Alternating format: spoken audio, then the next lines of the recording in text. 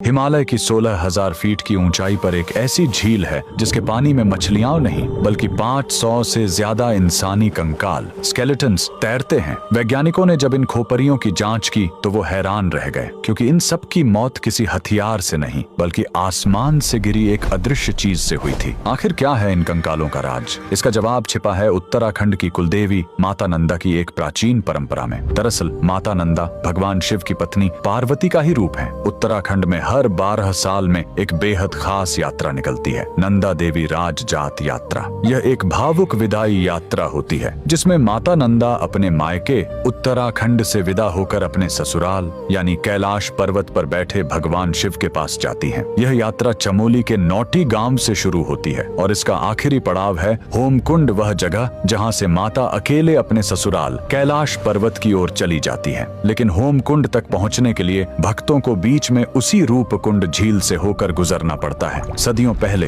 कन्नौज के राजा जसधवल ने इसी पवित्र यात्रा में शामिल होने की ठानी, लेकिन राजा को अपनी सत्ता का अहंकार था। वे भक्ति भाव से नहीं बल्कि पिकनिक मनाने के अंदाज में गए। नियम तोड़ते हुए वे अपने साथ गर्भवती रानी, नाचने गाने वाली नर्तकियां और जोर जोर से बजते ढोल नगारे लेकर पहाड़ पर चढ़ने लगे। माता नंदा अपनी विदाई के वक्त यह अपमान और शोर शराबा सह नहीं पाई। जैसे ही राजा का काफिला रूपकुंड झील के पास पहुंचा, देवी का प्रकोप टूट पड़ा। अचानक आसमान काला हो गया। बारिश नहीं बल्कि लोहे जैसे सख्त और भारी ओले गिरने लगे। वो ओले क्रिकेट की गेंद जितने भारी थे। वहां छिपने की कोई जगह नहीं थी। वो ओले सीधे राजा और उसकी सेना के सिर पर गिर रहे थे। देखते ही देखते राजा, रानी और उनके 500 साथी वहीं बर्फ में दफन हो गए। सैकड़ों साल बाद जब 1942 में वहां बर्फ पिघली तो दुनिया ने देखा कि झील कंकालों से भरी पड़ी है। और जब फॉरेंसिक जांच हुई तो वैज्ञानिकों ने पुष्टि की कि इन सभी खोपरियों में दरारें थीं जो ऊपर से किसी भारी गोल चीज ओले के गिरने से ही आई थीं।